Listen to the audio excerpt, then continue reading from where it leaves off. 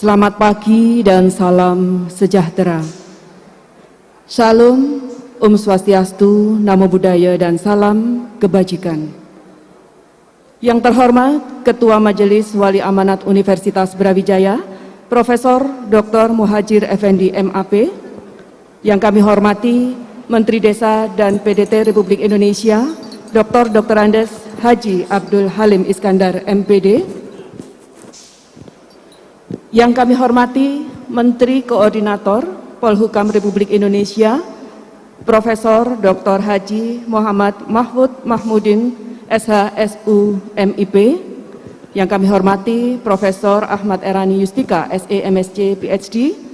Dan tak lupa yang kami hormati Wakil Ketua DPR RI Dr. Andes Haji Abdul Muhaimin Iskandar MSI. Yang kami hormati Profesor Dr. Muhammad Nasir. Yang kami hormati para pejabat di lingkungan Kementerian Ketenagakerjaan Republik Indonesia dan pejabat di lingkungan Kemendes Republik Indonesia. Yang kami hormati Bapak Ibu keluarga dari para calon profesor yang dikukuhkan hari ini, selamat datang. Dan yang kami hormati Bapak Ibu anggota Senat Akademik Universitas, para Ibu Dharma Wanita di lingkungan Universitas Brawijaya, serta undangan yang menyaksikan melalui daring. Sebelum kita ikuti bersama upacara sidang terbuka Senat Akademik Universitas dalam rangka pengukuhan profesor pada Fakultas Pertanian dan Fakultas Ilmu Sosial dan Ilmu Politik Universitas Brawijaya pada hari ini, Sabtu tanggal 19 Maret 2022, perlu kami sampaikan beberapa hal adalah sebagai berikut. Acara akan dipandu oleh petugas bedel dan diawali oleh Ketua Majelis Wali Amanat, Ketua dan Sekretaris Senat Akademik Universitas, Rektor Universitas Brawijaya, pimpinan universitas dan fakultas memasuki ruangan. Dan petugas bedel akan mempersilakan hadirin untuk berdiri dan bersama-sama mendengarkan dengan hikmat lagu kebangsaan Indonesia Raya. Sementara itu, kelompok paduan suara mahasiswa Universitas Brawijaya akan memperdengarkan lagu Himne Universitas Brawijaya. Seiring dengan usainya lagu tersebut, maka hadirin disilakan duduk kembali. Kemudian sidang terbuka Senat Akademik Universitas dalam rangka pengukuhan profesor akan dibuka secara resmi oleh Ketua Senat Akademik Universitas. Kemudian acara dilanjutkan dengan pembacaan keputusan dan riwayat hidup oleh Sekretaris Senat Akademik Universitas. Setelah pembacaan selesai, acara dilanjutkan dengan pidato orasi ilmiah dalam bidang ilmu konservasi tanah dan air pada Fakultas Pertanian dan dilanjutkan pidato orasi ilmiah dalam bidang ilmu kebijakan publik atau pengembangan pedesaan pada Fakultas Ilmu Sosial dan Ilmu Politik. Kemudian dilanjutkan dengan pengalungan tanda jabatan oleh Ketua Senat Akademik Universitas. Bapak Ibu, acara selanjutnya yaitu sambutan Ketua Senat Akademik Universitas dan penyerahan profesor baru dari Ketua Senat Akademik Universitas kepada Rektor Universitas Brawijaya. Setelah sambutan Rektor Universitas Brawijaya, acara akan dilanjutkan dengan pembacaan doa.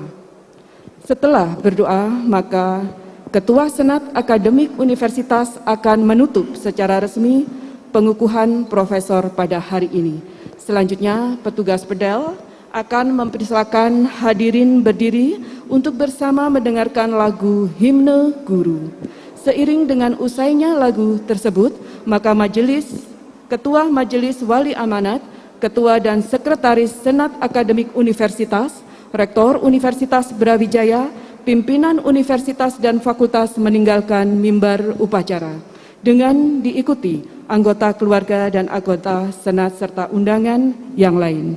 Sebagai penutup acara yaitu pemberian ucapan selamat kepada Profesor Insinyur Didik Suprayogo MSc PhD dan Profesor Dr. Andes Anwar Sanusi MPA PhD. yang akan didampingi oleh pasangan masing-masing. Bapak, Ibu, serta hadirin yang berbahagia, untuk lebih hikmat, tertib, dan lancar jalannya upacara, maka selama acara berlangsung hadirin tidak diperkenankan beranjak dari tempat duduk sehingga dapat mengganggu jalannya upacara.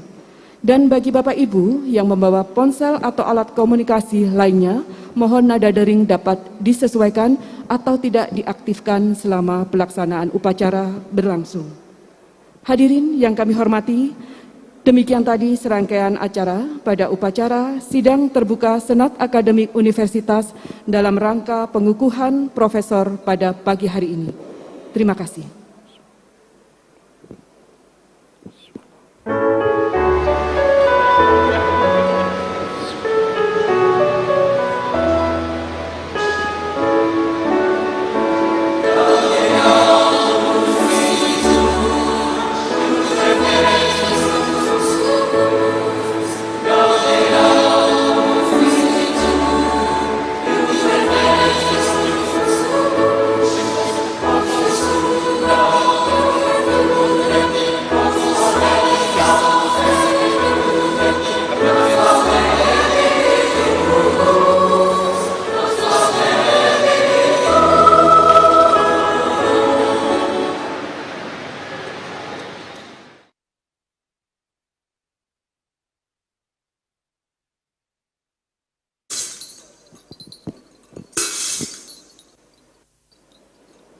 Ketua Majelis Amanat dan Senat Akademik Universitas Brawijaya memasuki tempat upacara.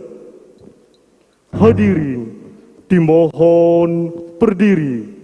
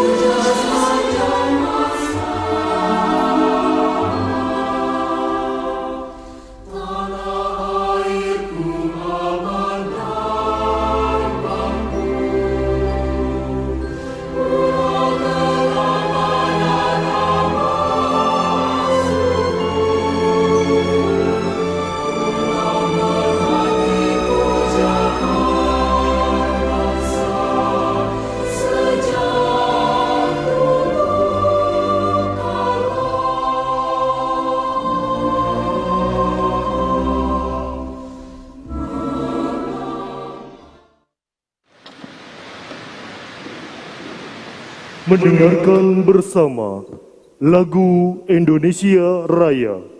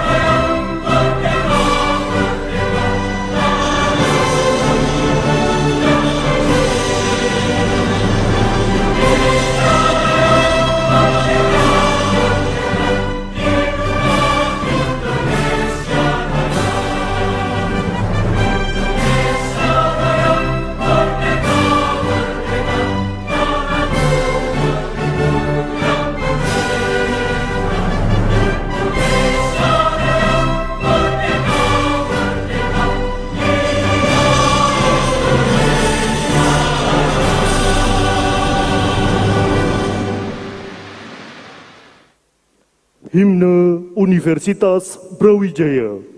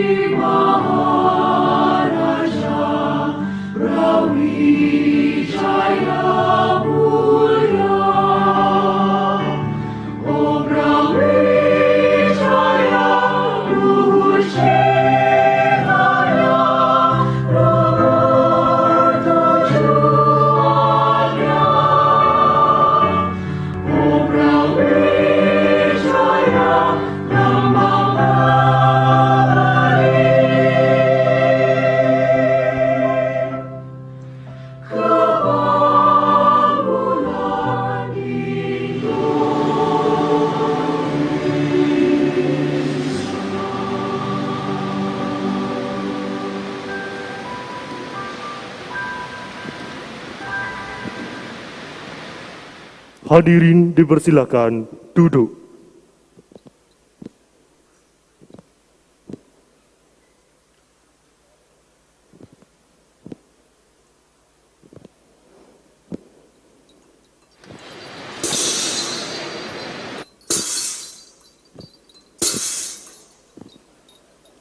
Sidang terbuka Senat Akademik Universitas Brawijaya dalam rangka pengukuhan profesor dibuka oleh Ketua Senat Akademik Universitas.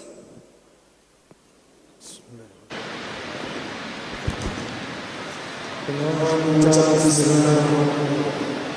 Rapat terbuka Senat Akademik Universitas Brawijaya dalam rangka pengukuhan profesor Insinyur Didik Suprayogo PhD dan Dr. Andes Anwar Sanusi PhD saya nyatakan dibuka.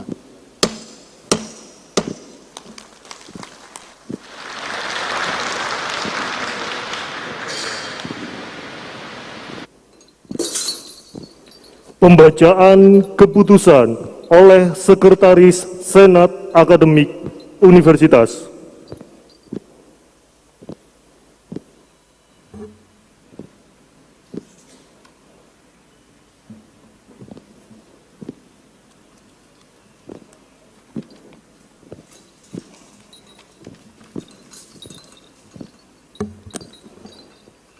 Selamat pagi, salam sejahtera untuk kita semua. Assalamualaikum warahmatullahi wabarakatuh. Berikut kami bacakan surat keputusan Menteri Pendidikan, Kebudayaan, Riset dan Teknologi untuk kenaikan jabatan akademik profesor dan profesor tidak tetap.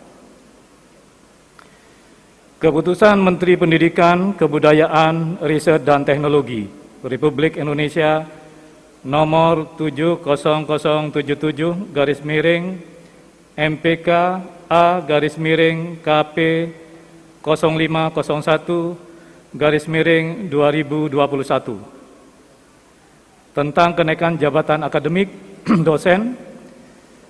Dengan rahmat Tuhan Yang Maha Esa, Menteri Pendidikan, Kebudayaan, Riset dan Teknologi menimbang dan seterusnya, mengingat dan seterusnya, memperhatikan dan seterusnya, memutuskan, menetapkan pegawai negeri sipil nama Insinyur Didik Suprayogo, MSc, PhD, nomor induk pegawai 19.00.19.85.01.1002, NIDN 002-5086-007. Tempat dan tanggal lahir: Blitar, 25 Agustus 1960. Pendidikan S3 tahun 2000, pangkat pembina tingkat 1 golongan 4B, TMT 1 Oktober 2019. Jabatan Lektor Kepala dengan angka kredit 700,57, TMT 1 Maret 2017. Unit kerja Universitas Brawijaya. Terhitung mulai tanggal 1 Juli 2021, dinaikkan jabatannya menjadi profesor dalam bidang ilmu konservasi tanah dan air dengan angka kredit sebesar 886,48. Ditetapkan di Jakarta pada tanggal 13 Oktober 2021. Menteri Pendidikan, Kebudayaan, Riset dan Teknologi Republik Indonesia, tertanda Nadiem Anwar Makarim. Daftar riwayat hidup. Data pribadi: nama Insinyur Didik Suprayogo, MSc, PhD. Nomor induk pegawai 1960 0825 1986 011002, NIDN 002 5086 007. Tempat dan tanggal lahir: Blitar, 25 Agustus 1960. Agama Islam. Nama ayah Nahar, nama ibu Sumini, nama istri Dr. Anda Mining Wastusari, nama anak 1 Vira Setia Parayogo, dan 2 Vita Anissa Permatasari. A. Pendidikan. 1. SDN Majegan Wulingi Blitar, lulus pada tahun 1973. 2. SMPN Wulingi Blitar, lulus pada tahun 1976. 3. SMA N3 Malang, lulus pada tahun 1980. S1 Ilmu Tanah, Universitas Brawijaya pada tahun 1984. S2 Soil and Water, Wageningen Agriculture University, Belanda, 1991. Dan 6. S3 Biological Science, University of London, selesai pada tahun 2000. B. Riwayat jabatan akademik: Asisten Ahli Madya 1 Juli dan seterusnya. Lektor Kepala dengan angka kredit 700,57, TMT 1 Maret 2017, dan Profesor dengan angka kredit 886,48 1 Juli 2021. C. Riwayat kepangkatan: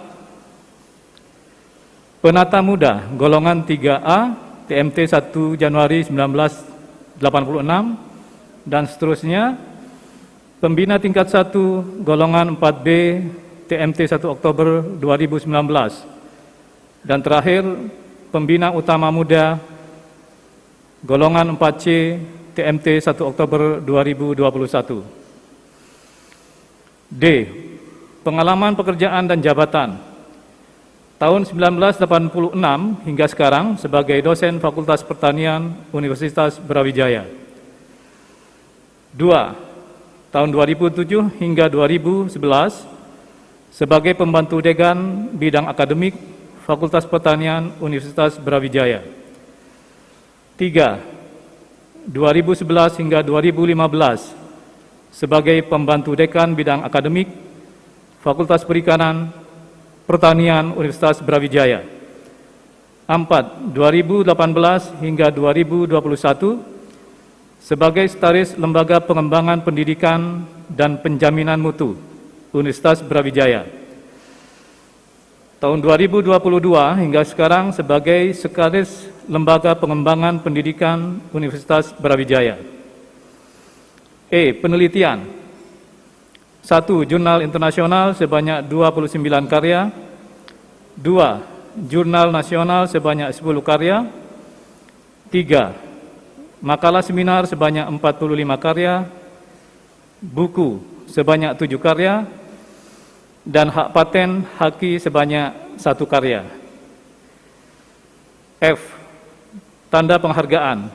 1. Satya Lencana Karya Satya 10 tahun diberikan pada tahun 2004 oleh Presiden Republik Indonesia. 2.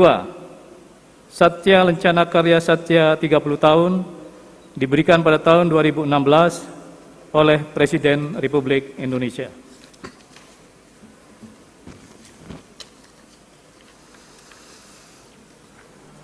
Keputusan Menteri Pendidikan, Kebudayaan, Riset, dan Teknologi Republik Indonesia nomor 88155-MPK-A-KP 0501-2021 tentang pengangkatan dalam jabatan akademik profesor tidak tetap.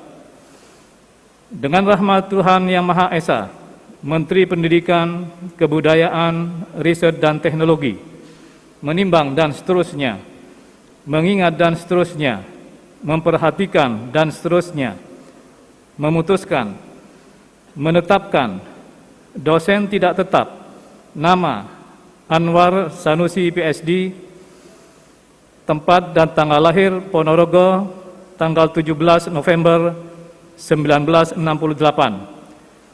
Pendidikan S3, Unit Kerja, Universitas Brawijaya. Terhitung mulai tanggal 1 Desember 2021, diangkat dalam jabatan profesor dalam bidang ilmu kebijakan publik.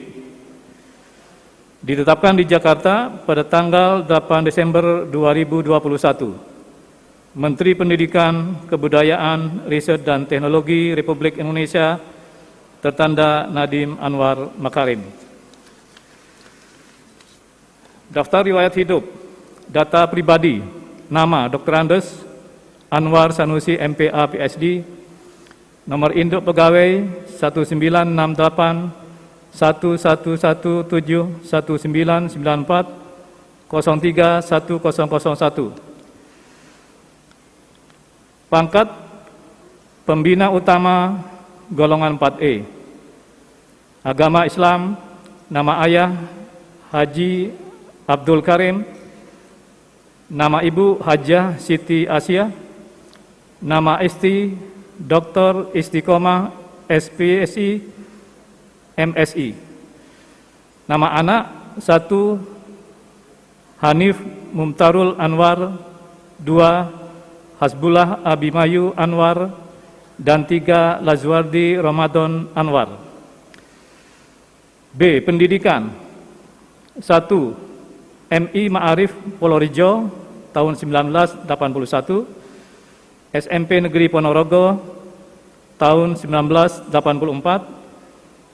SMA Budaya Ponorogo pada tahun 1987, Sarjana Ilmu Pemerintahan Universitas Gajah Mada pada tahun 1993, Master of Policy Analysis, Graduate School of Policy Science, Saitama University, Japan, pada tahun 1998. Dan terakhir, Doctor of Philosophy on Public Policy, National Graduate Institute for Policy Studies, Japan, tahun 2007. Riwayat kepangkatan. Penata Muda, golongan 3A, 1 Maret 1995, dan seterusnya. Pembina Utama Madya, golongan 4D, 1 Oktober 2016, dan terakhir Pembina Utama, golongan 4E, tahun 2020. Pengalaman pekerjaan dan jabatan. 1. 5 April 2001 hingga 2002 sebagai Kepala Bagian Administrasi Pusat Penelitian dan Pengembangan Sistem Informasi dan Otomasi Administrasi Negara. 2. Tahun 2002 hingga 2003 sebagai Kepala Bidang Akademik dan Pembinaan Alumni Pusdiklat Spimmas Bidang Kepemimpinan Lembaga Administrasi Negara. 3. 2007 hingga 2013 sebagai Kepala Bagian Pusat Kajian Kinerja Kelembagaan, Lembaga Administrasi Negara. 4. 2013 hingga 2014 sebagai Kepala Pusat Kajian Kinerja Kelembagaan, Lembaga Administrasi Negara. 5. 2014 hingga 2014 tanggal 24 Mei sebagai Kepala Pusat Inovasi Kelembagaan dan Sumber Daya Aparatur. 6. 2014 hingga 2015 sebagai Kepala Pusat Pembinaan Analis Kebijakan. 7. 2017 hingga 2019 sebagai PLT Kepala Bagian Balilafto, Kementerian Desa, Pembangunan Daerah Tertinggal dan Transmigrasi. 8. 2015 hingga 2020 sebagai Sekretaris Jenderal Kementerian Desa, Pembangunan Daerah Tertinggal dan Transmigrasi. Dan terakhir, 2020 hingga sekarang sebagai Sekretaris Jenderal Kementerian Ketenagakerjaan. Penelitian. 1. Jurnal internasional sebanyak 1 karya. 2. Jurnal nasional sebanyak 2 karya. 3. Makalah seminar sebanyak 3 karya. Dan buku sebanyak 11 karya. Dan F. Tanda penghargaan. 1. Satya Lencana Karya Satya 10 tahun diberikan pada tahun 2004 oleh Presiden Republik Indonesia. Dan 2. Satya Lencana Karya Satya 20 tahun diberikan pada tahun 2014 oleh Presiden Republik Indonesia. Selesai, terima kasih. Assalamualaikum warahmatullahi wabarakatuh.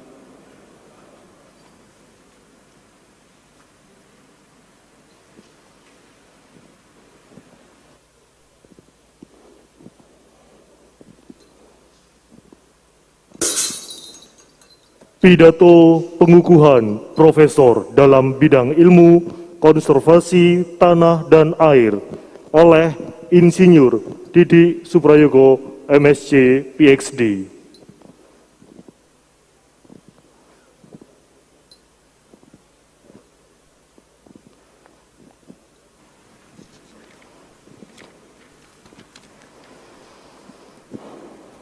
Bismillahirrahmanirrahim. Yang terhormat Bapak Menko Polkam, Bapak Profesor Mahmud MD, Bapak Menko Kemanusiaan dan Kebudayaan, Bapak Profesor Muhajir, Bapak Wakil DPR RI, Bapak Muhaimin, dan kepada para tamu undangan, kemudian kepada pimpinan dan anggota Senat Akademik Universitas, pimpinan dan anggota Majelis Wali Amanah, pimpinan dan anggota Dewan Profesor, pimpinan universitas, pimpinan fakultas dan departemen, segenap sivitas akademika, para hadirin dan undangan. Assalamualaikum warahmatullahi wabarakatuh. Salam sejahtera bagi kita semua. Bapak Ibu hadirin yang saya hormati. Mengawali pidato pembukaan ini, pertama-tama izinkanlah saya menyampaikan puji syukur kehadirat Allah Subhanahu wa Ta'ala yang telah melimpahkan rahmat, taufik, hidayah, dan segala nikmatnya, di mana hingga hari ini kita dalam kondisi sehat walafiat dan dapat hadir dalam majelis yang mulia ini. Selanjutnya, atas izin dan ridhonya, perkenankan kami menyampaikan pidato ilmiah Pengukuhan profesor sebagai hasil dari pengembangan pemikiran dan penelitian kami selama beberapa tahun dengan judul Inovasi Biogot Bot untuk Pertanian Konservasi dalam Budidaya Tanaman Semusim di Lahan Kering. Bapak Ibu hadirin yang saya hormati, tema orasi ilmiah ini dipilih dengan beberapa pertimbangan. Pertama, dalam kehidupan ini, dengan banyak peristiwa musibah banjir, tanah longsor, dan kekeringan yang disebabkan oleh ulah manusia mendegradasi lahan, mari kita cermati firman Allah Subhanahu wa Ta'ala yang artinya telah nampak kerusakan di darat dan di laut yang disebabkan karena perbuatan tangan manusia, supaya Allah merasakan pada mereka sebagian dari akibat perbuatan mereka, agar mereka kembali ke jalan yang benar. Al-Rum ayat 41.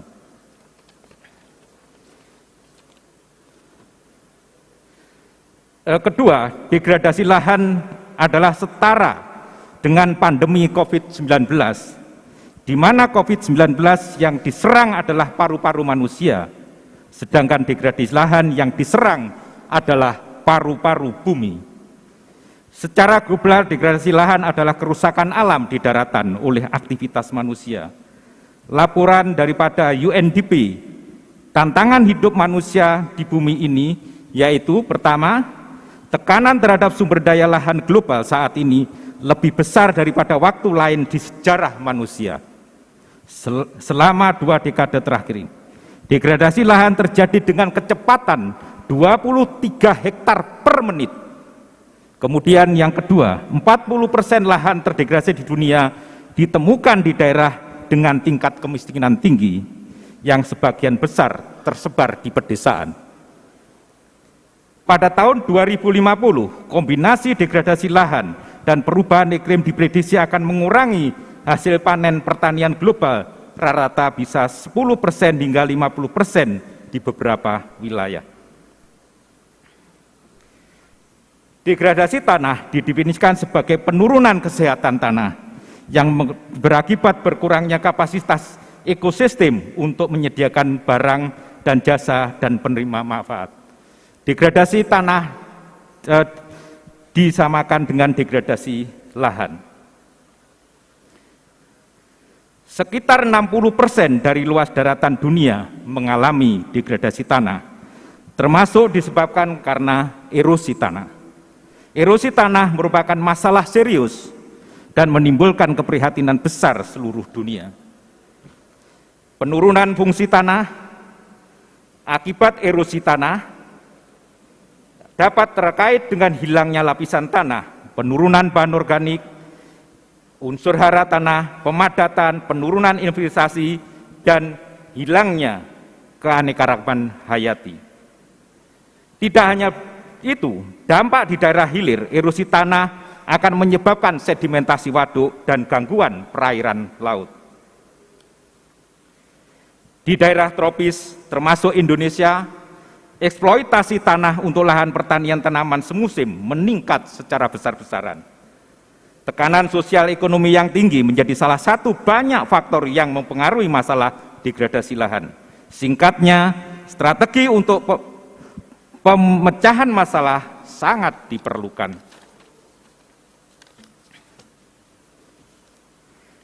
Di dalam budidaya tanaman semusim dan sayuran, erosi tanah sebagian besar terjadi di awal musim tanam.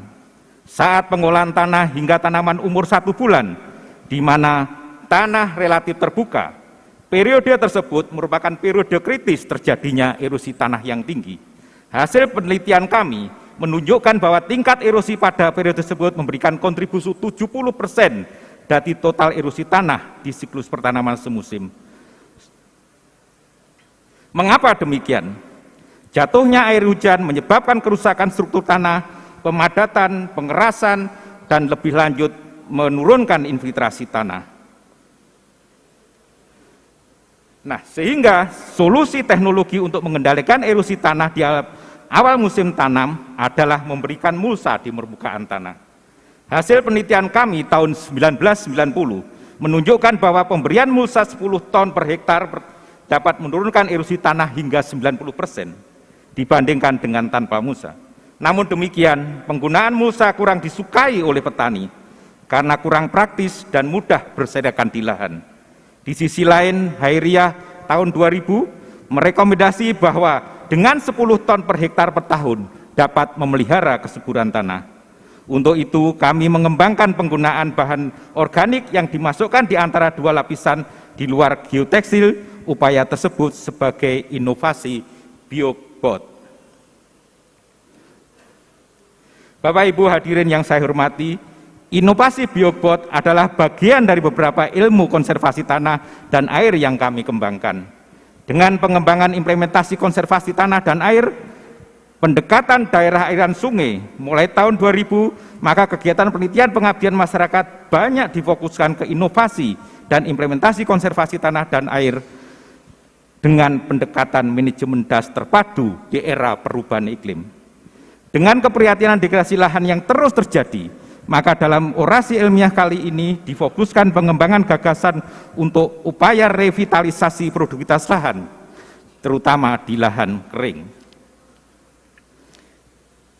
Kalau kita lihat ke depan, dengan kemajuan teknologi di bidang IT, maka pengembangan keilmuan akan difokuskan ke manajemen das berkelanjutan di era industri 5.0.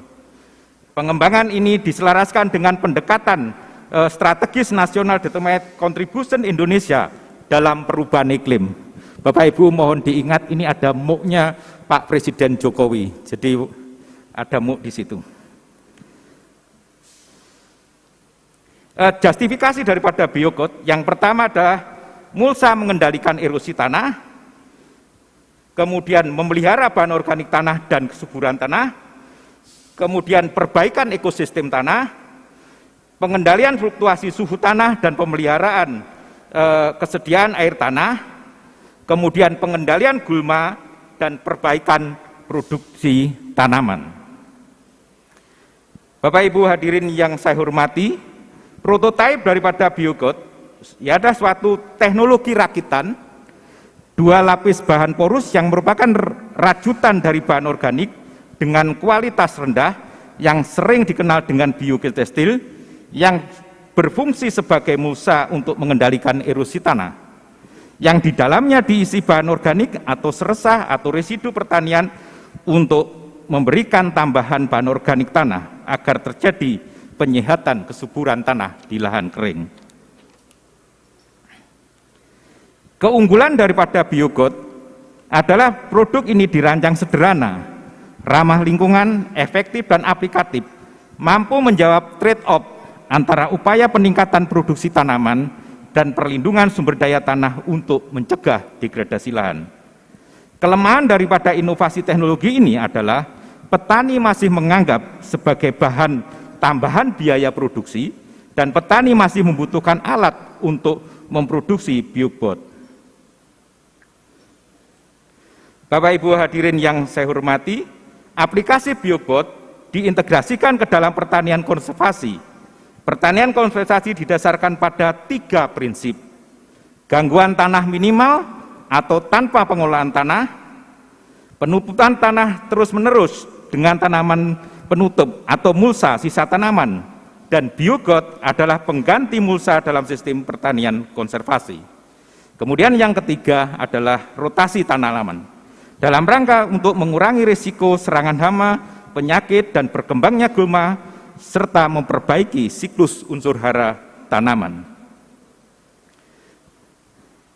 Roadmap pengembangan biokot ini dimulai dari penelitian dasar, penelitian terapan, dan penelitian pengembangan dengan mengacu tingkat kesiap terapan teknologi yang saat ini kami masih pada TKT 3. Bapak Ibu hadirin yang saya hormati, aplikasi biobot di pertanaman kentang di kawasan pegunungan dalam Powerbag memberikan umbi tanaman kentang meningkat dari 20 ton tanpa biokot menjadi sekitar 28 ton. Dalam uji lanjut di lahan petani, produksi kentang meningkat dari 27,8 menjadi sekitar 30 ton per hektar dengan biobot. Uji efektivitas biobot untuk mengendalikan erosi tanah dengan rainfall simulator menunjukkan bahwa erosi dapat ditekan 4 kali lebih rendah dibandingkan dengan tanpa biobot.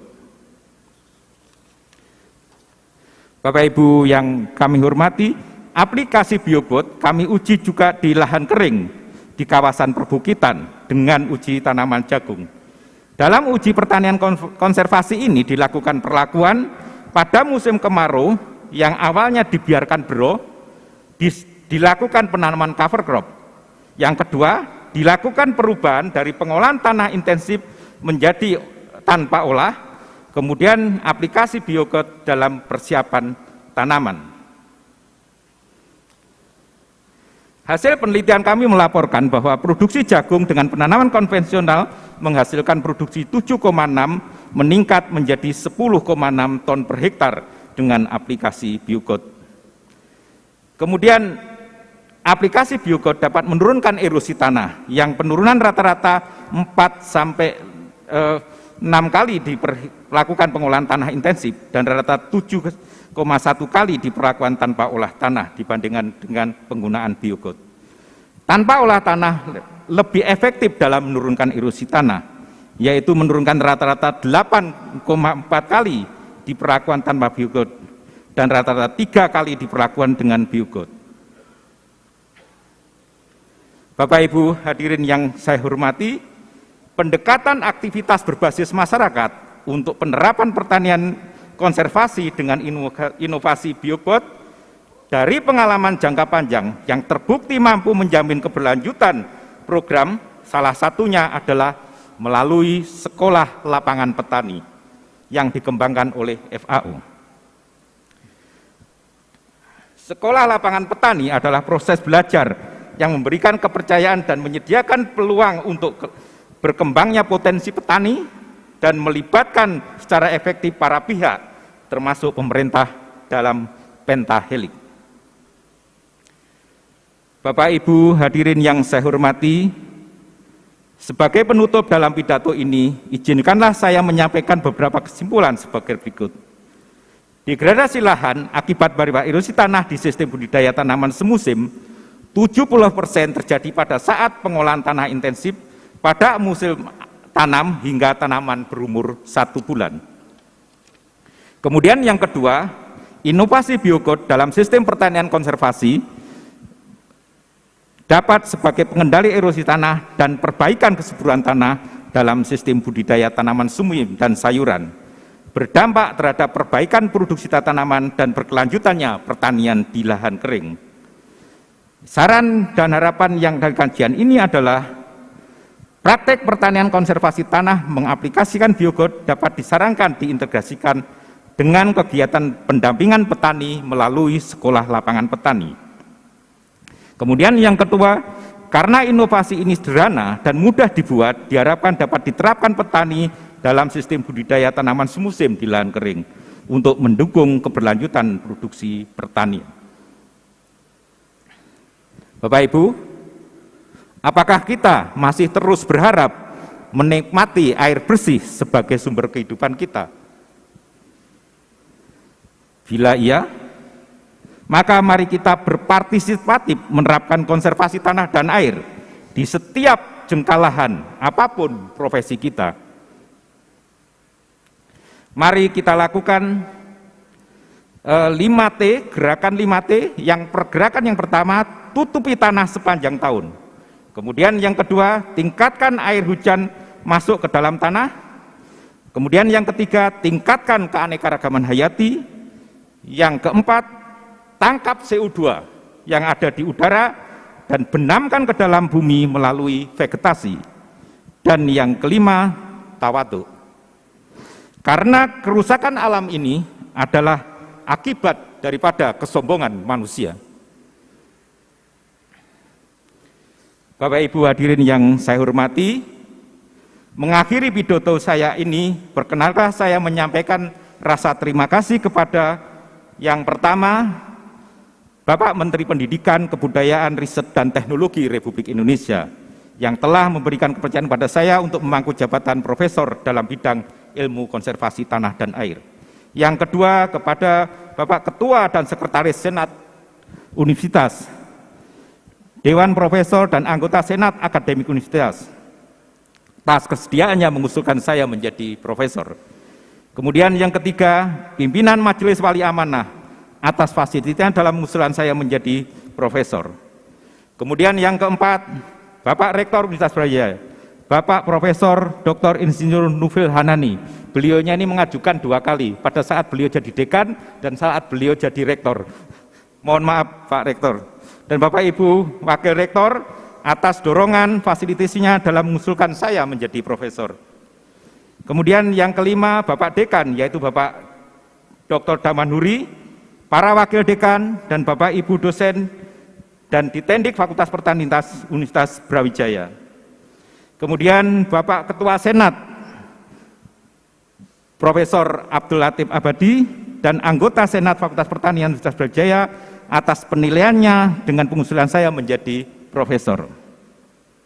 Kemudian yang ketujuh, tim penilai karya ilmiah, yaitu Profesor Dr. Insinyur Suntoro MS dari Universitas 11 Maret dan Profesor Dr. Kukuh Murti Laksono, beliaunya sudah sedo, dari IPB University.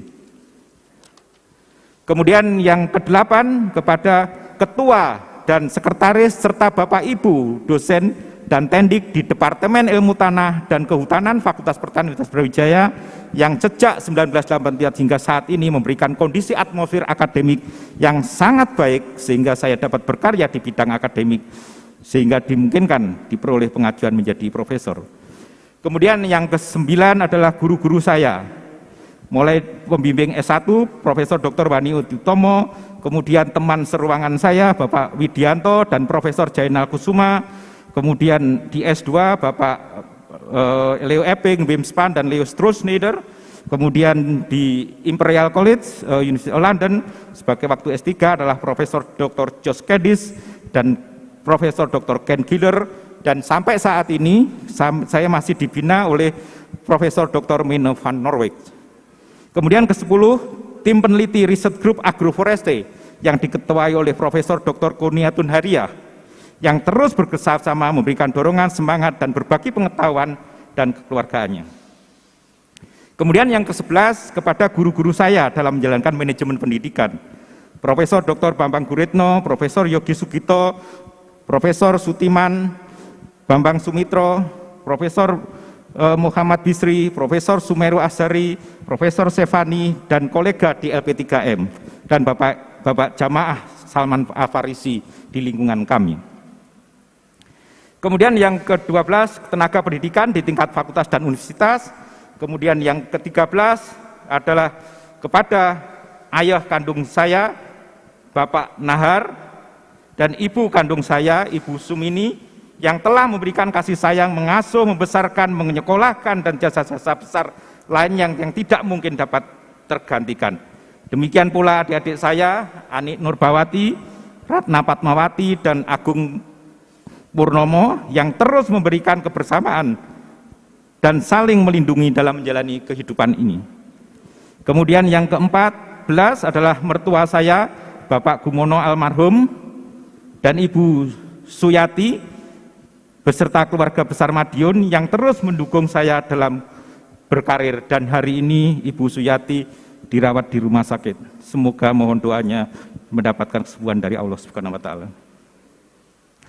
Kemudian yang ke-15 adalah istri tercinta saya tentunya, Dr. Anda Mining Wastusari, dan anak-anakku Vira Setio Prayogo, SPI, bersama istrinya Windy Widianti, dengan cucu saya Ridari Alaski Ginasena, dan anak kedua saya Vita Anissa Permatasari, bersama suaminya Pamungkas Firman Syah Saleh, yang selalu mendampingi dengan penuh kesabaran dan mendukung dalam saya meniti karir.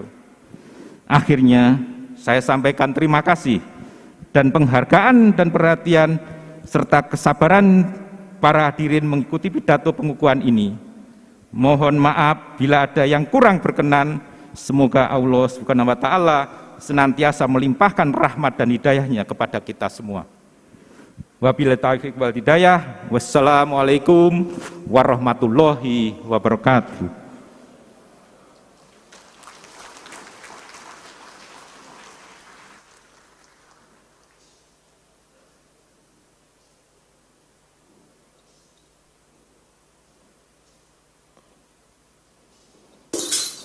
Pengalungan tanda jabatan.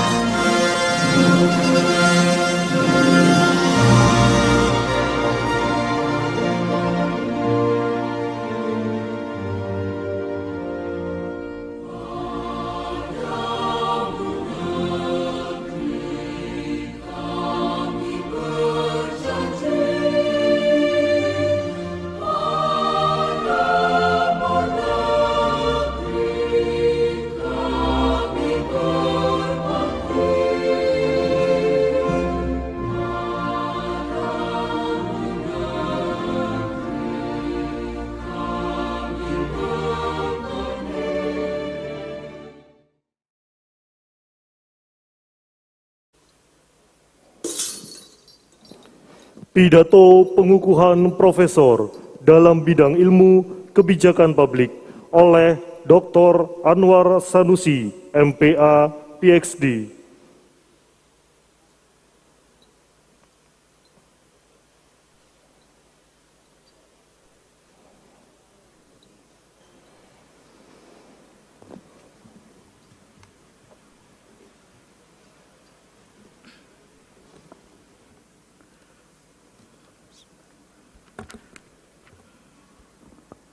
Yang terhormat Bapak Menko Pembangunan Manusia dan Kebudayaan, Bapak Profesor Dr. Muhadjir Effendi, selaku Ketua Majelis Wali Amanah Universitas Brawijaya, yang saya hormati Bapak Profesor Dr. Muhammad Mahfud MD, Menko Polhukam Republik Indonesia, yang saya hormati Bapak Menteri Desa, Pembangunan Daerah Tertinggal dan Transmigrasi, Bapak Dr. Abdul Halim Iskandar MPD, yang saya hormati Wakil Ketua DPR RI sekaligus Ketua Umum PKB, Bapak Dr. Haji Abdul Muhaimin Iskandar, yang saya hormati Bapak Menristek Dikti tahun 2014 sampai 2019, Bapak Profesor Dr. M. Nasir, yang terhormat pimpinan dan anggota Majelis Wali Amanah, pimpinan dan anggota Senat Akademik Universitas Brawijaya, pimpinan dan anggota Dewan Profesor, pimpinan Universitas Brawijaya, pimpinan fakultas dan departemen di lingkungan Universitas Brawijaya, para pejabat tinggi dari Kementerian Desa, PDT dan Transmigrasi, Kementerian Ketenagakerjaan, dan juga kementerian dan lembaga lainnya, para segenap sivitas akademika, para hadirin hadirat yang kami muliakan. Assalamualaikum warahmatullahi wabarakatuh. Selamat pagi, salam sejahtera untuk kita sekalian. Om Swastiastu, Rahayu, Namo Buddhaya, salam kebajikan dan salam sehat untuk kita semua. Pada kesempatan yang berbahagia ini, marilah kita panjatkan puji syukur kita kehadirat Allah Subhanahu wa Ta'ala, karena berkat rahmat dan karunia-Nya kita semua dapat hadir dalam majelis yang mulia ini.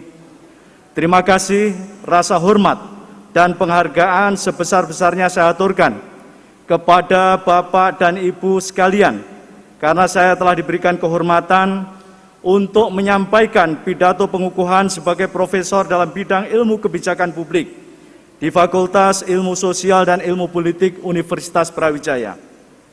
Tema yang akan kami angkat adalah Multi-Level Collaborative Governance, sebuah pendekatan baru dalam mewujudkan desa mandiri di era digital.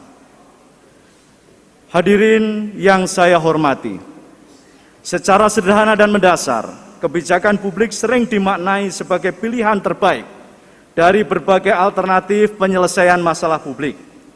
Dalam hal ini, kebijakan publik yang ditetapkan oleh para pihak cenderung diorientasikan pada pilihan yang memberikan pemenuhan kebutuhan dan kepentingan masyarakat secara optimum dengan risiko atau biaya yang minimum.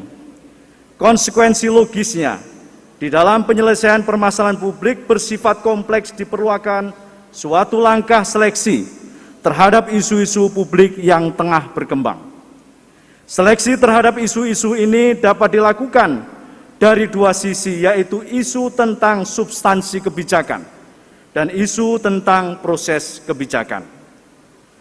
Dalam konteks isu pembangunan desa, cukup banyak kebijakan publik perdesaan kita masih diwarnai sebuah image romantisme perdesaan.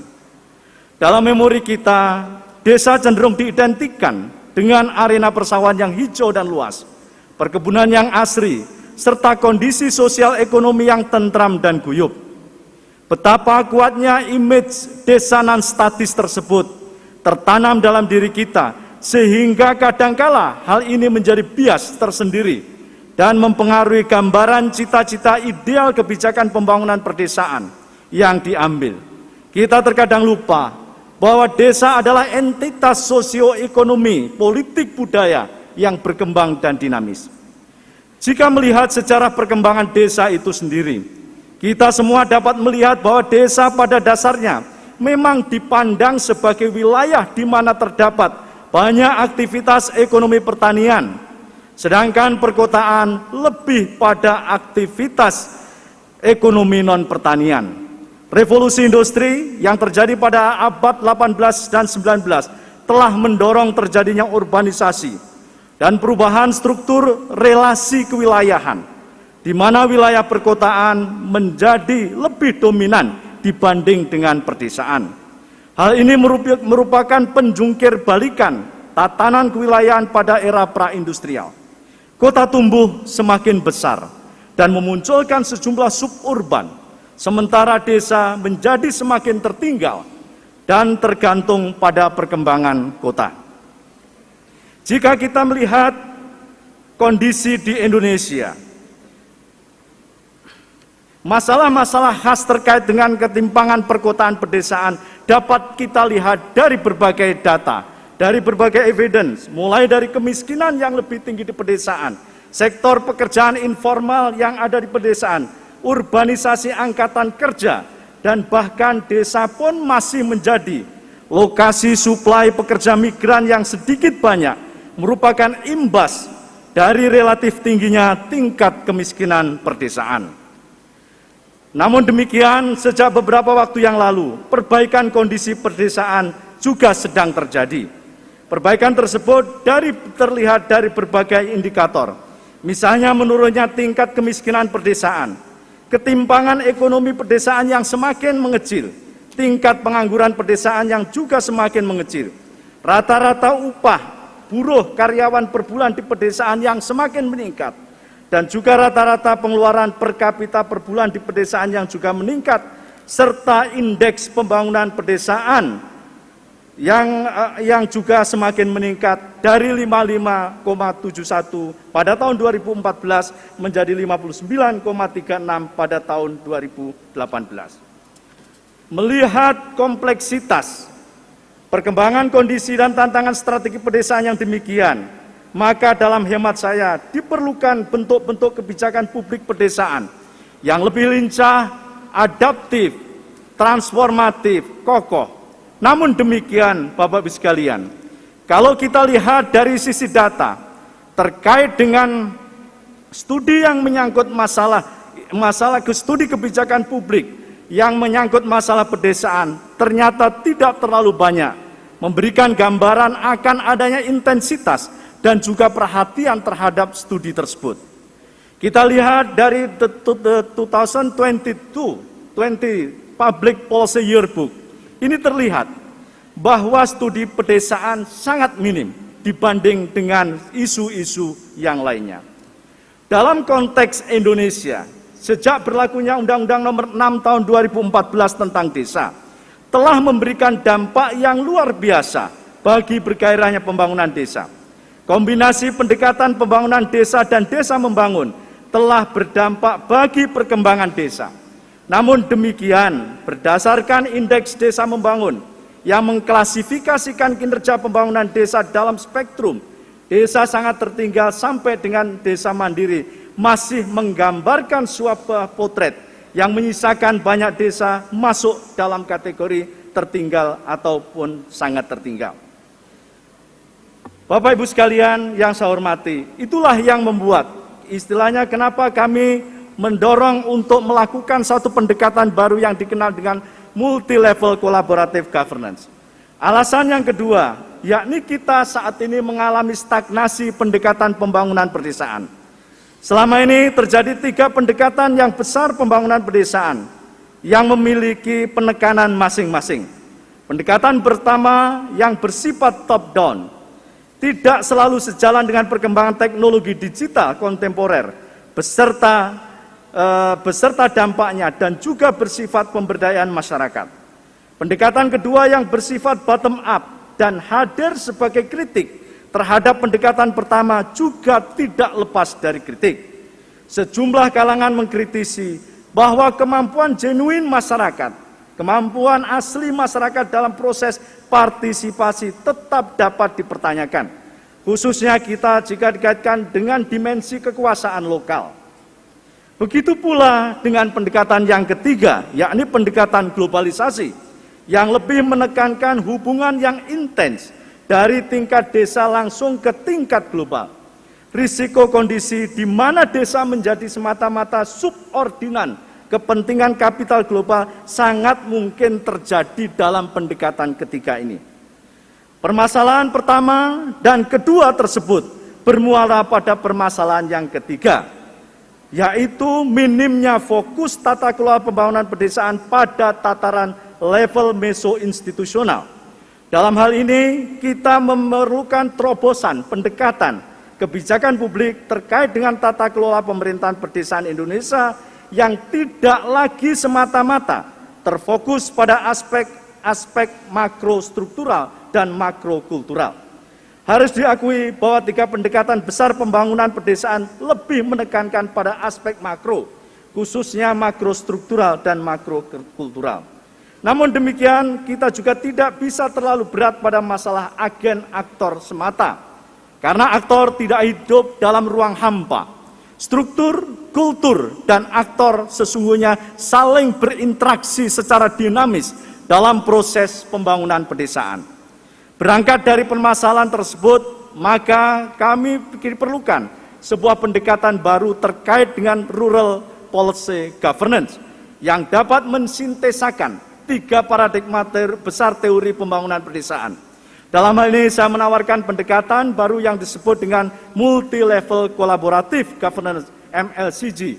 Secara konseptual, pendekatan ini diharapkan dapat mengatasi masalah-masalah defisit rural policy studies dan stagnasi pendekatan pembangunan pedesaan. Sementara itu, secara praktis, pendekatan ini dapat menjadi vaksin booster untuk mempercepat peningkatan jumlah desa dengan status mandiri di Indonesia. Ketua Senat Akademik, Rektor, dan hadirin sekalian yang saya hormati.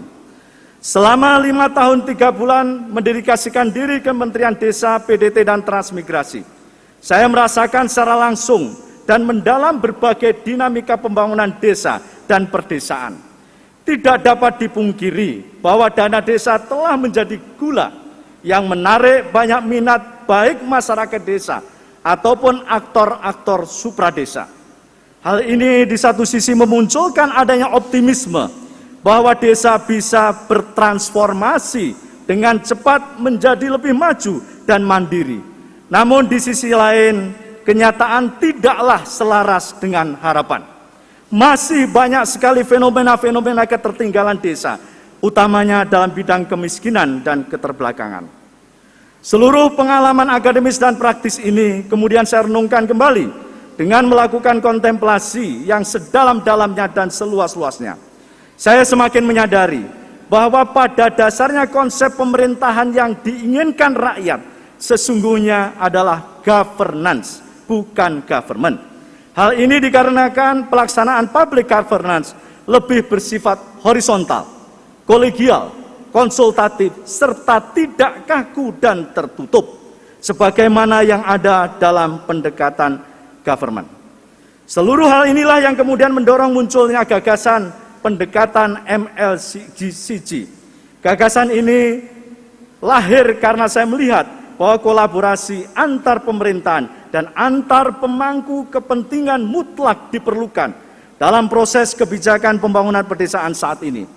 MLCG sendiri merupakan sebuah pendekatan yang dikembangkan dengan menghasilkan 3 keluaran utama, yakni manajemen pengetahuan, kepemimpinan yang transformatif, dan rekognisi terhadap kearifan lokal.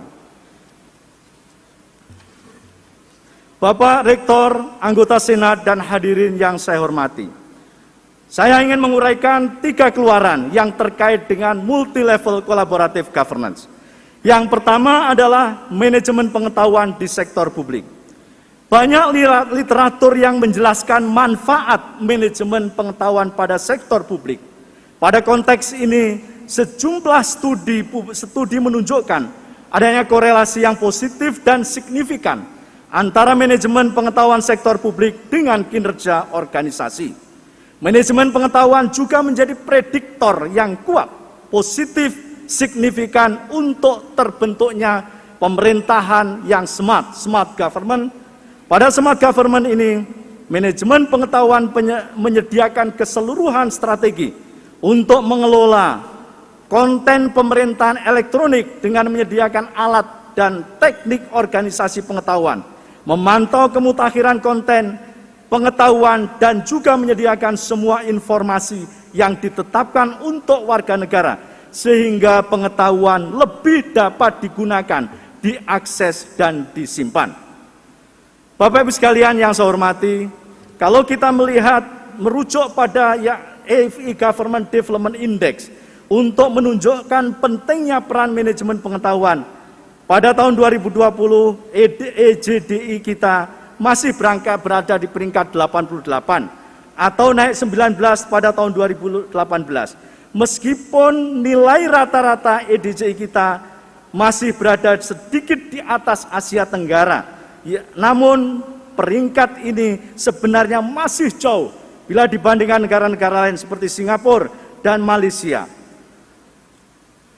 Dalam konteks demikian, manajemen pengetahuan dan sektor publik merupakan wadah dan media dalam upaya transfer of knowledge dari berbagai level dan sektor dalam upaya pembangunan desa. Kemudian kepemimpinan transformatif sebagai salah satu fungsi manajemen yang sangat penting untuk mencapai tujuan organisasi. Model kepemimpinan transformasional sebenarnya merupakan model yang relatif baru dalam studi-studi kepemimpinan. Model ini mengintegrasikan ide yang dikembangkan pendekatan watak, gaya, cara pemimpinan sendiri. Saya melihat bahwa kepemimpinan transformasional merupakan sebuah proses di mana pemimpin dan pengikut saling menaikkan diri di tingkat moralitas dan motivasi yang lebih tinggi. Rekognisi terhadap kearifan lokal sebagai output yang ketiga. Indonesia memiliki keragaman yang tinggi, baik dari segi budaya, tradisi, bahasa, agama, dan lainnya. Keragaman ini selain menjadi keunikan, dapat berperan positif juga menjadi tantangan dalam merancang inovasi pemerintahan. Kami melihat ada beberapa implementasi dari pendekatan MLCG ini. Salah satu adalah pendekatan yang bisa kami sampaikan. Dalam pendekatan ini adalah pendekatan yang mengkolaborasikan antara pemerintah pusat, pemerintah daerah, dan juga pemerintah di tingkat desa. Salah satu contoh yang sudah menjadi best practice adalah apa yang dikenal dengan pendekatan program desa desmigratif. Program ini merupakan sebuah pendekatan yang mengkolaborasikan antara pemerintah pusat berbagai kementerian, terutama Kementerian Ketenagakerjaan, Kementerian Desa Pembangunan Daerah Tertinggal, Kementerian UKM, dan juga kementerian dan lembaga lainnya. Dalam level daerah, ini juga mengintegrasikan antara pemerintah kabupaten, provinsi, dan juga pemerintah desa ini dengan mengundang pemangku kepentingan yang lain. Kemudian yang kedua yang kami tawarkan terkait juga pendekatan multi-level collaborative governance adalah pendekatan akademi desa. Persoalan yang menyangkut masalah pedesaan masih tentang adanya keterbelakangan SDM. Kita membutuhkan sebuah sumber daya manusia yang memiliki kemampuan untuk mentransformasikan seluruh peluang-peluang di pedesaan untuk menjadi sebuah nilai-nilai produktif. Untuk itu diperlukan adanya sebuah katakanlah kolaborasi secara bersama. Bapak-Ibu sekalian, di penghujung ke pidato ini kami ingin menyampaikan kesimpulan dan saran. Yang pertama, bahwa pendekatan MLCG ini cukup relevan dalam upaya pembangunan desa dengan melibatkan berbagai kepentingan. Keunggulannya tentunya adalah ini akan lebih efektif, lebih akuntabel. Adapun kelemahannya tentunya adalah memerlukan waktu yang panjang. Mengakhiri sambutan kali ini, izinkanlah kami untuk menyampaikan ucapan terima kasih yang tiada terhingga kepada seluruh pihak, khususnya yang berperan penting untuk menjadikan kami, saya dikukuhkan dalam profesor dalam bidang kebijakan publik di Universitas Brawijaya ini. Saya pertama ingin mengucapkan penghargaan kepada Menteri Pendidikan, Kebudayaan, Riset dan Teknologi Republik Indonesia, Mas Nadiem Anwar Makarim, dan tentunya kepada Bapak Rektor Universitas Brawijaya, Bapak Profesor Dr. Insinyur Nufil Hanani, yang telah menyetujui pengusulan dan pengangkatan saya menjadi profesor. Saya juga mengucapkan terima kasih yang tiada terhingga kepada pimpinan, anggota Majelis Wali Amanah, pimpinan dan anggota Senat Akademi Universitas, pimpinan dan anggota Dewan Profesor, pimpinan universitas, pimpinan fakultas, Departemen di Lingkungan Brawijaya yang telah menyetujui pengusulan dan pengangkatan saya menjadi profesor. Ucapan terima kasih juga saya sampaikan kepada bagian personalia Fakultas Ilmu Sosial, Ilmu Politik Brawijaya dan personalia Universitas Brawijaya yang telah dengan ikhlas membantu memproses pengusulan jabatan profesor dari tingkat fakultas, universitas hingga tingkat kementerian. Secara pribadi, dengan penuh kerendahan hati, saya ingin memanfaatkan kesempatan yang sangat sedikit ini untuk menyampaikan terima kasih saya kepada orang-orang, kepada pihak-pihak yang secara emosional telah memberikan kontribusi yang sangat signifikan kepada saya. Yang pertama adalah kepada almarhum Bapak Haji Abdul Karim dan almarhum Ibu Hajah Siti Aisyah yang telah menanamkan nilai-nilai kehidupan dengan cara yang amat bersahaja. Semoga apa yang Ananda lakukan hari ini merupakan jariah yang tiada bertepi untuk ibunda dan ayahanda yang telah berpulang ke rahmatullah. Ucapan terima kasih ini pasti tidak akan pernah bisa menembus cinta dan kasih sayang Bapak dan Ibu kepada saya. Bapak dan Ibu secara terus-menerus mendoakan, merawat, menuntun, menunjukkan ke arah mana saya mesti berjalan. Saya hanya mampu mendoakan semoga almarhum ayah dan ibu diberikan tempat yang terbaik di sisi Allah Subhanahu wa taala.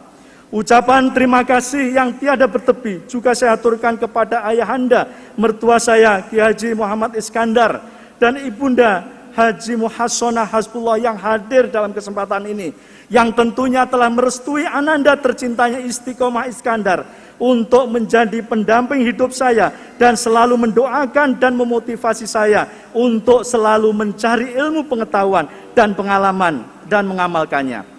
Untuk kakanda-kakandaku tercinta, tentunya kepada almarhum Mas Fatkur Rahman dan keluarga, Mas Muhtarom almarhum dan keluarga, dan juga kepada Hajah Siti Mahmudah yang hari ini sedang berjuang dengan sakitnya, semoga segera diberikan kesembuhan.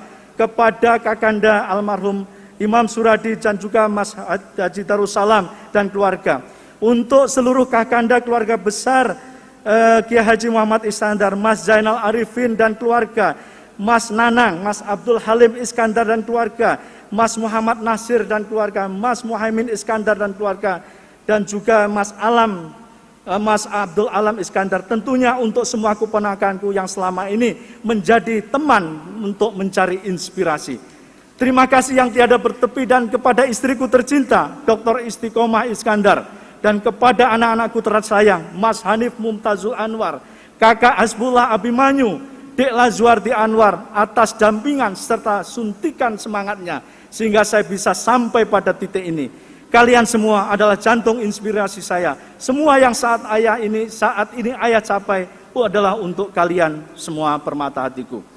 Dalam perjalanan karir terakhir saya ingin menyampaikan, saya tentunya menyampaikan ucapan terima kasih kepada seluruh guru-guru saya, mulai dari sekolah dasar sampai kepada dosen, kepada sensei-sensei saya, dan tentunya kepada mentor-mentor saya yang hadir, yang menjadi pembentuk karakter saya, mulai dari Lembaga Administrasi Negara, Kementerian Desa, PDT, dan Transmigrasi, dan saat ini kepada di Kementerian Ketenagakerjaan. Sebagai penutup, saya memanjatkan rasa syukur kepada Allah Subhanahu wa Ta'ala yang telah menganugerahi kesejatian hidup pada semua pihak yang telah saya sebutkan di atas, serta seluruh pihak yang telah membantu perjalanan hidup dan karir saya yang tidak mungkin saya sebutkan satu persatu. Semoga tentunya Gusti Allah Subhanahu wa Ta'ala melampahkan karunia dan hidayahnya kepada kita semua. Amin, amin ya rabbal alamin. Kepada hadirin yang telah meringankan langkah kaki untuk hadir di forum yang berbahagia ini, saya mohon maaf apabila dalam penyelenggaraan acara ini ada sesuatu yang kurang berkenan. Demikian yang bisa saya sampaikan. Akhirul kalam, wallahu muwaffiq ila aqwamit thoriq. Wassalamualaikum warahmatullahi wabarakatuh.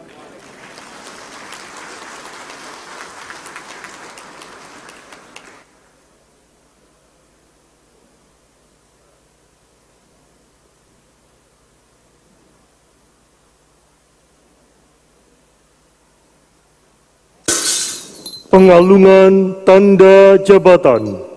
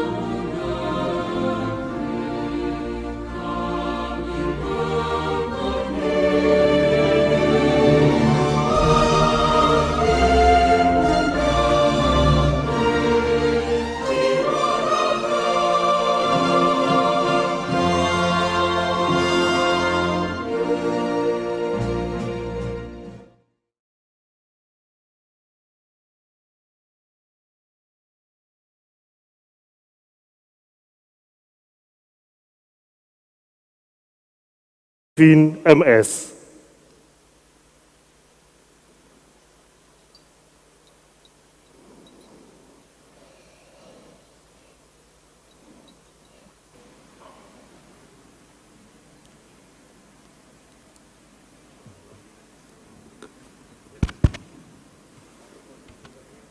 Bismillahirrahmanirrahim.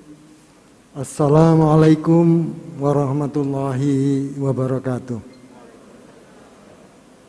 Yang saya hormati Bapak Profesor Dr. Muhadjir Effendi selaku Ketua Majelis Wali Amanah Universitas Brawijaya.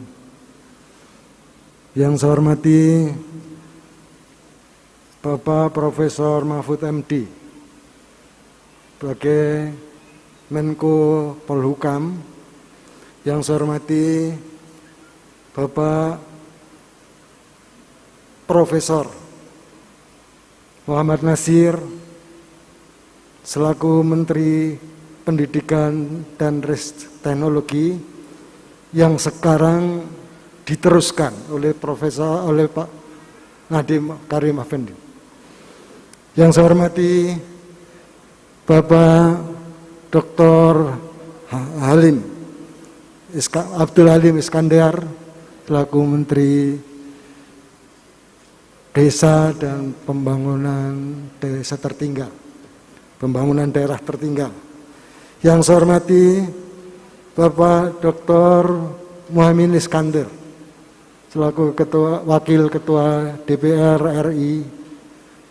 Yang saya hormati Ketua Alumni Universitas Brawijaya yang alhamdulillah pada hari ini bisa menghadiri bersama-sama. kemudian juga seluruh keluarga besar Iskandar tadi. Tentu ini merupakan suatu kebahagiaan bahwa pada hari ini, pengukuhan pada hari ini merupakan pengukuhan yang istimewa karena dihadiri oleh 5 menteri. Dan alhamdulillah tentunya Profesor Didi Suprayogo dan Profesor Dr. Andes Anwar Sanusi ini ternyata mempunyai magnet yang begitu besar.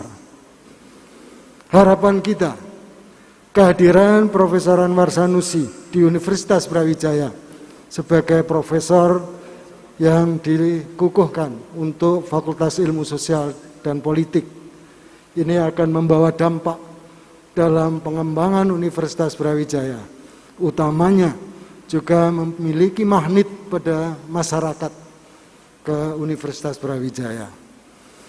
Kami semua merasa sangat bersyukur bahwa pada hari ini kita bersama sudah mendengarkan 2 profesor baru yang alhamdulillah ini merupakan aset yang begitu sangat berharga, khususnya bagi Universitas Brawijaya. Kami menyadari kehadiran beliau berdua tadi sudah menyampaikan orasi ilmiahnya. Di satu sisi upaya untuk mengembangkan desa mandiri yang tentunya kemandirian ini diharapkan mampu melaksanakan tugasnya. Tadi sudah diungkapkan oleh Profesor Didi Suprayogo bahwa betapa pentingnya kita menjaga keselamatan lahan-lahan yang ada di Indonesia, yang begitu besar risiko yang muncul akibat dari bencana yang sekarang banyak terjadi yang ditimbulkan oleh banjir tadi. Oleh karena itulah pada kesempatan yang berbahagia ini, kepada Bapak Profesor Muhajir selaku Ketua MBA di Universitas Brawijaya, kami sangat berharap bergabungnya profesor atau 2 profesor yang sekarang menjabat sebagai Menko ini akan membawa dampak yang sangat tinggi, dampak yang sangat besar terhadap harapan kita seluruh keluarga besar Universitas Brawijaya untuk mampu menjalankan amanah yang telah diberikan oleh pemerintah sebagai perguruan tinggi PTNBH.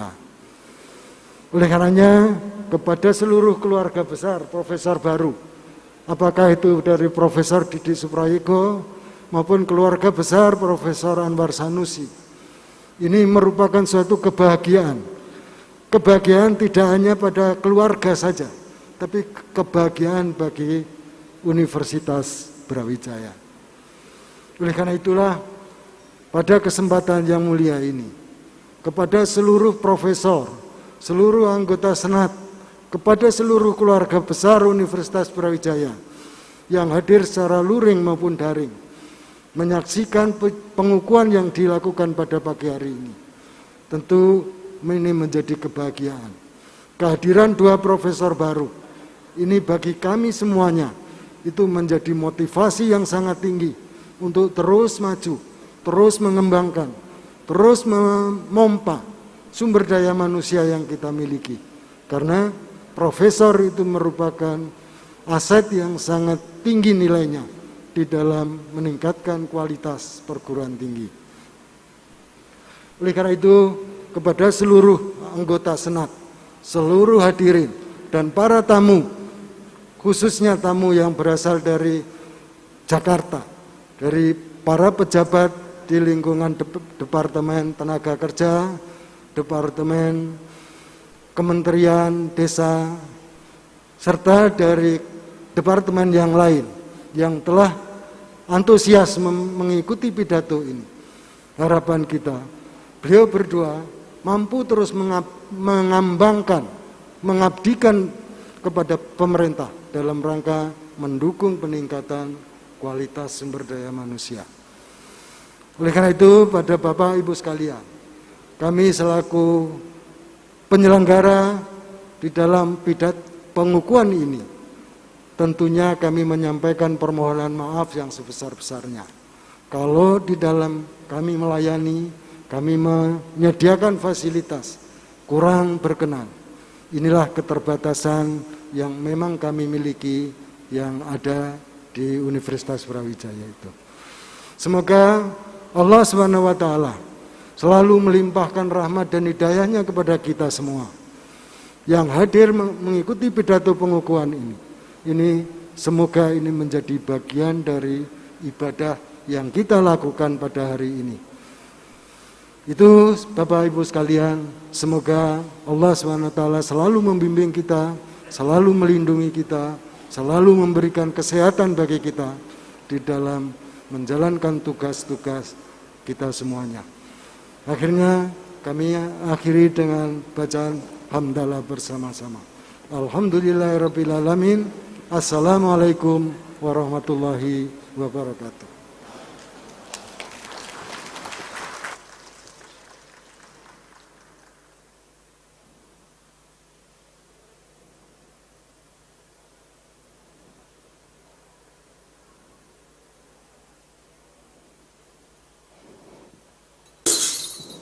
Penyerahan Profesor baru dari Ketua Senat Akademik Universitas kepada Rektor.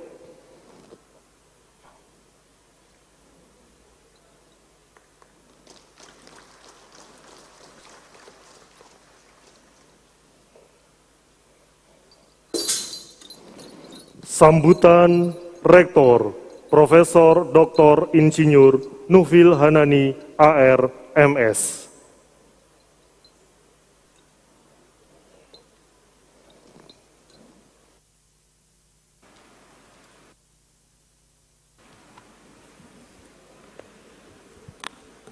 Assalamualaikum warahmatullahi wabarakatuh. Selamat pagi, salam sejahtera untuk kita semuanya. Yang saya hormati dan kita banggakan bersama Ketua Majelis Wali Amanah sekaligus Menko PMK Profesor Muhadjir. Terima kasih kehadirannya pada hari ini, karena rencananya juga akan ada kegiatan MWA nanti setelah acara ini. Yang kedua, yang saya hormati pula anggota MWA Prof. Mahfud MD yang sekaligus Menko Polhukam. Terima kasih kehadirannya. Yang saya hormati pula Profesor Erani, anggota MWA dan Sekretaris Wakil Presiden. Yang saya hormati Bapak Menteri Desa PDD Transmigrasi, Bapak Dr. Halim Iskandar.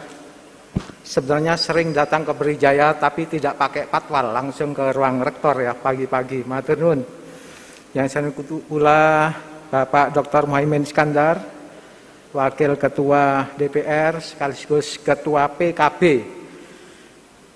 Indonesia. Yang saya ikuti pula Prof. Nasir. Matur nuwun. Beliau adalah menteri pada waktu mengangkat saya menjadi rektor. Saya masih ingat amanah beliau. Nanti saya sampaikan amanahnya. Yang saya hormati sahabat saya, Ketua Senat Akademik Universitas Brawijaya, Profesor Arifin. Yang saya hormati pula seluruh anggota Senat Akademik. Yang saya hormati pula Ketua Dewan Profesor yang hadir pada hari ini, seluruh anggota profesor, dan yang saya hormati pula sahabat saya yang baru dilantik Profesor Didi, dan yang kedua adalah Profesor Anwar Sanusi. Tentu saja yang pertama marilah kita memanjatkan rasa syukur kita kepada Allah Ta'ala, karena pada hari ini sungguh Allah memberikan kenikmatan yang luar biasa bagi kita semuanya, sehingga kita bisa hadir pada hari ini dalam keadaan sehat. Kenikmatan yang luar biasa juga dimiliki oleh Brawijaya pada hari ini, karena kita mendapat 2 guru besar baru, dan berkah juga dihadiri para menteri dan wakil-wakil rakyat dan tidak lupa dihadiri pejabat-pejabat eselon 1 dari Kementerian Desa, PDT dan Transmigrasi dan Kementerian Kemenaker. Ini adalah suatu kenikmatan yang luar biasa. Yang pertama saya mengucapkan selamat kepada kedua profesor, Bapak Profesor Anwar Sanusi dan Profesor Didi. Selamat juga kepada keluarga dari Den Anyar. Dan ini ada sudah sangat luar biasa. Den Anyar ini mempunyai dua doktor, putranya dan mantunya dua-duanya ada dua profesor, luar biasa. Mudah-mudahan Tuhan juga memberikan kita atau apa itu namanya, nulari kita semuanya. Ibu sekalian, selamat juga saya sampaikan kepada Dekan Fakultas Pertanian yang melahirkan Bapak Didi selaku profesor. Bapak Didi ini sebetulnya sudah lama profesornya, cuma jahitannya saja yang belum gitu ya. Nah, jadi sudah saya tahu persis, sudah go internasional, sudah kemana-mana gitu ya. Saya waktu saya dekan bolak-balik gitu kan. Begitu juga kepada Bapak Profesor Anwar Sanusi, khususnya kepada Dekan FISIP yang sudah bisa mengusulkan Bapak Anwar Sanusi menjadi profesor untuk profesor tidak tetap. Ibu sekalian, tadi saya sempat menyinggung, saya berharap ke depan kedua profesor ini mengikuti apa yang Bapak Nasir amanahkan kepada saya dulu. Tolong Brawijaya menjadi universitas kelas dunia. Itu ada di benak saya, Pak Nasir. Ya. Jadi Brawijaya ini tidak lagi menjadi milik Malang, tidak lagi menjadi milik Jawa Timur, milik Indonesia, tidak. Saya berharap juga ke depan menjadi milik internasional, milik dunia. Tanda-tandanya sudah ada. Dari Time Higher Education Watch Ranking, dari 11 subjek, Brawijaya ada 7 subjek sudah masuk kelas dunia. Nah, ini luar biasa. Kemudian versi QS ada 2, Agriculture and Forestry, kemudian Economic and Management, itu masing-masing bahkan di bawah 300 dunia. Dan insya Allah bulan April ke depan tambah lagi Fakultas Hukum dan Social Sciences. Tepuk tangan Pak Anwar ya. Jadi Social Sciences kalau nggak keliru bulan April nanti itu akan menjadi kelas dunia ranking 301 dunia. Jadi terima kasih Pak Nasir, amanah sudah saya jalankan, mudah-mudahan menjadi pahala beliau dan kita-kita semuanya. PTNBH juga sudah, Prof. Nasir, gitu ya. Saya habis jabatan bulan Juni, insya Allah tenang sudah, amanah sudah saya laksanakan semuanya. Buat sekalian, kenapa saya singgung ini? Karena Brawijaya ke depan kita harus bersaing benar-benar tidak hanya di dalam negeri tapi juga di luar negeri. Perankingan yang terakhir tadi saya lihat tadi pagi di Pindai, saya menunjukkan Ketua MWA tadi Prof. Muhajir, Brawijaya bersama 12 perguruan tinggi Indonesia mendapat bintang 3, artinya legend. Nah, legend. Siapa yang bintang 4? Tidak ada ternyata bintang 4-nya. Dan Brawijaya di situ pada ranking ketiga juga saya heran, apa bener ini? Saya teliti lagi, ternyata betul. Ya, mudah-mudahan. Dan itu bergerak tiap hari, berubah tiap hari. Dan mudah-mudahan ke depan kita bisa terus meningkatkan. Versi perankingan Webometric Brawijaya di Indonesia menempati ranking ketiga. Unirank juga ranking ketiga secara nasional. Dan itu selalu bergerak, kadang-kadang nomor 4, kadang-kadang nomor 5, ganti-gantian begitulah. Kalau tidak lengah kita, tetapi kita selalu masuk ranking yang ada.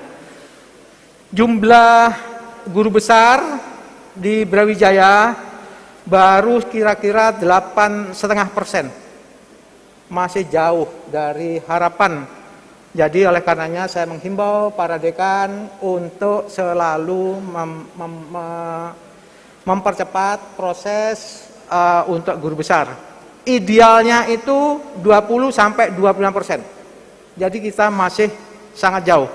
Sedangkan perguruan tinggi, sedangkan jumlah dosen di Brawijaya itu sekitar 2.300-an.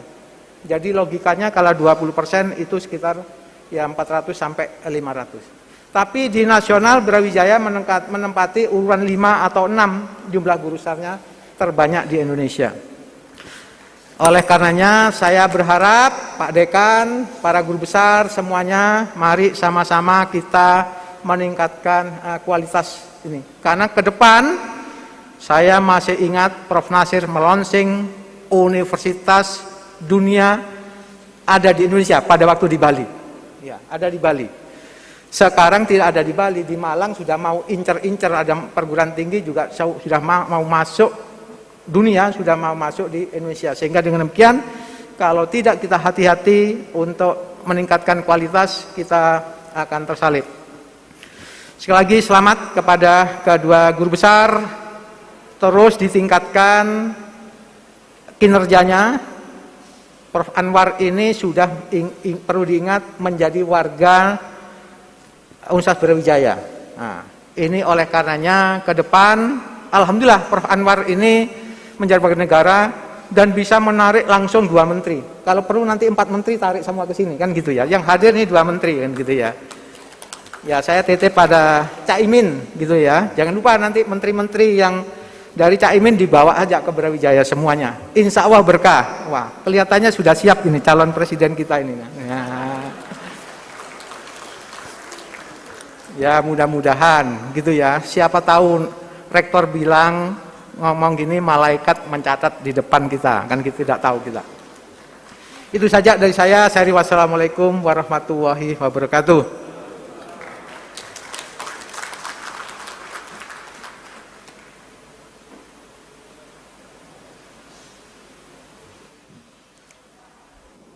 Pembacaan doa.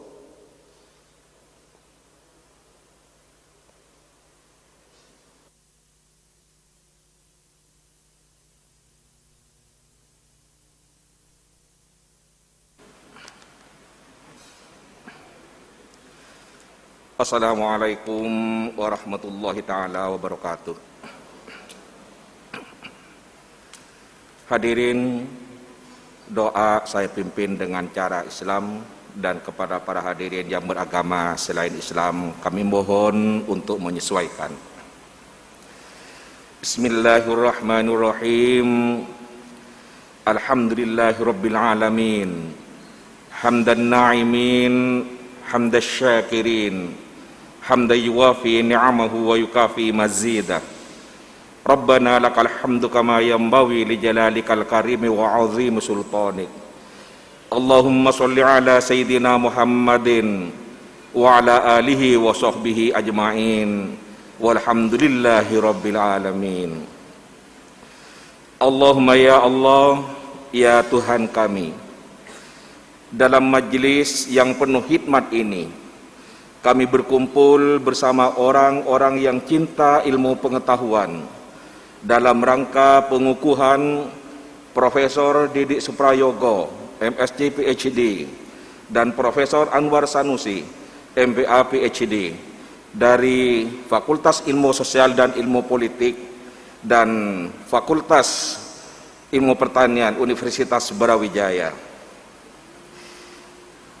Berkahilah pertemuan yang penuh berkah ini ya Allah, dengan limpahan rahman dan rahim-Mu, sehingga acara ini berjalan senantiasa berada dalam ridha-Mu. Ya Allah, ya Alim, ya Wasi'al Maghfirah. Dalam firman-Mu Engkau menyebutkan, Inna fi khalqis samawati wal ardi wa ikhtilafil laili wan nahari la ayatil liulil albab. Bahwa kita manusia diperintahkan untuk selalu berfikir, memperhatikan apa yang ada di langit dan di bumi, sehingga melahirkan sebuah ilmu pengetahuan. Semoga kontribusi pemikiran dan hasil penelitian yang dihasilkan oleh Profesor Didik Suprayogo dan Profesor Anwar Sanusi yang saat ini dikukuhkan sebagai guru besar, di samping sebagai khazanah keilmuan, juga sebagai bentuk ketundukan hamba-Mu dalam mengamalkan dan memahami ayat-ayat-Mu. Untuk itu, terimalah usaha ini ya Allah sebagai amal soleh yang memiliki nilai ibadah, yang menjadi penyebab kebahagiaan hidup dunia akhirat, menjadi ilmu yang barokah, serta memberikan manfaat, bukan memberikan mudarat bagi kehidupan umat manusia. Ya Allah, ya Rabbal Izzati, jadikanlah ilmu kami sebagai sarana yang dapat membukakan kesadaran kami akan kemahabesaran-Mu, sebagai potensi yang dapat mendorong kami semakin tunduk dan bertakwa kepadamu, bukan menjadi penyebab yang semakin jauh darimu. Bukakan hati dan pikiran kami semua, sehingga kami dapat melihat dan meresapi keagungan-Mu melalui ilmu pengetahuan yang Engkau pancarkan di jagat raya ini. Perkayakanlah kami dengan ilmu, tapi jauhkan kami dari sikap sombong karena ilmu. Ya Allah, ya mujibas sa'ilin, terimalah doa kami, ampunilah dosa kami, ampunilah dosa kedua orang tua kami, dan ampunilah dosa guru-guru kami, ampunilah dosa para pemimpin kami, sehatkan kami lahir batin, dan bahagiakan hidup kami, dunia dan akhirat. Rabbana la tuzigh qulubana ba'da idh hadaitana wa hab lana min ladunka rahmah innaka antal wahhab. Rabbana atina fid dunya hasanah wa fil akhirati hasanah wa qina adzabannar. Subhana rabbika rabbil izzati amma yasifun wa salamun alal mursalin walhamdulillahi rabbil alamin. Amin. Assalamualaikum warahmatullahi taala wabarakatuh.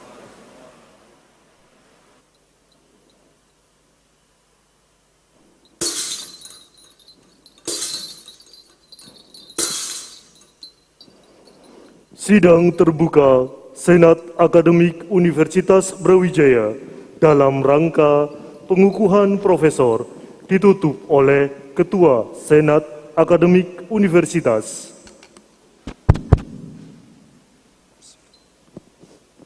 Dengan mengucap Alhamdulillahirabbil alamin. Sidang terbuka Senat Akademik Universitas Brawijaya, pengukuhan Profesor Insinyur Didik Suprayoga PhD dan Profesor Dr. Andes Anwar Sanusi PhD saya nyatakan ditutup.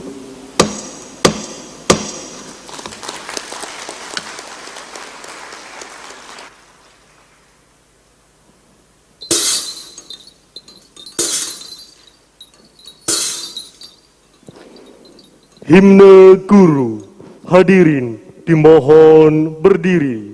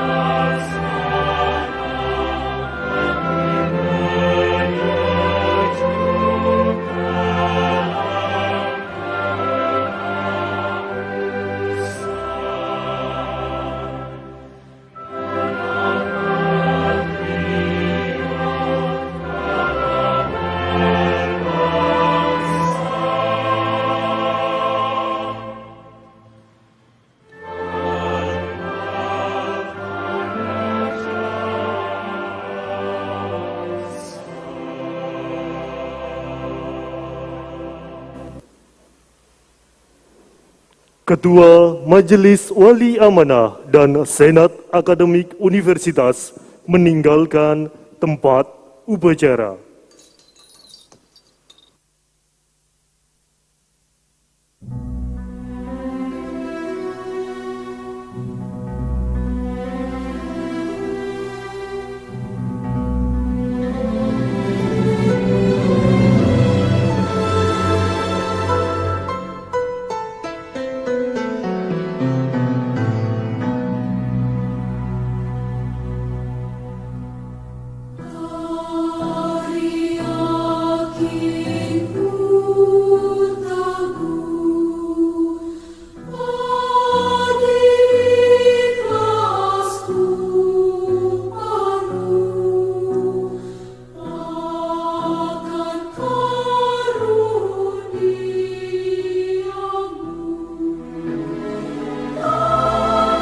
Silakan kepada Ketua Majelis Wali Amanat Universitas Brawijaya, Menko Polhukam Republik Indonesia, Menteri Desa dan PDT Republik Indonesia, Wakil Ketua DPR RI Republik Indonesia, monggo memberikan ucapan selamat kepada kedua profesor yang baru dikukuhkan. Kemudian dilanjutkan oleh Bapak Ibu anggota Senat Akademik Universitas dan undangan yang lain. Pemberian ucapan selamat dapat dilakukan secara bergantian kepada kedua profesor yang baru dikukuhkan pada hari ini. Hadirin, dengan demikian maka berakhirlah sudah seluruh rangkaian sidang terbuka Senat Akademik Universitas dalam rangka pengukuhan profesor pada hari ini. Kami mengucapkan selamat kepada Profesor Insinyur Didik Suprayogo MSc PhD beserta keluarga dan Profesor Dr. Andes Anwar Sanusi MPA PhD beserta keluarga. Semoga ilmu yang didapat bermanfaat bagi kita semua dan khususnya dapat memajukan Universitas Brawijaya. Ucapan terima kasih kami pula kepada seluruh hadirin atas perhatian dan kehadirannya dalam acara pengukuhan profesor pada pagi hari ini. Terima kasih kami pula kepada seluruh pihak yang ikut mensukseskan acara ini. Dan akhirnya saya atas nama panitia yang bertugas undur diri. Selamat siang dan wassalamualaikum warahmatullahi wabarakatuh.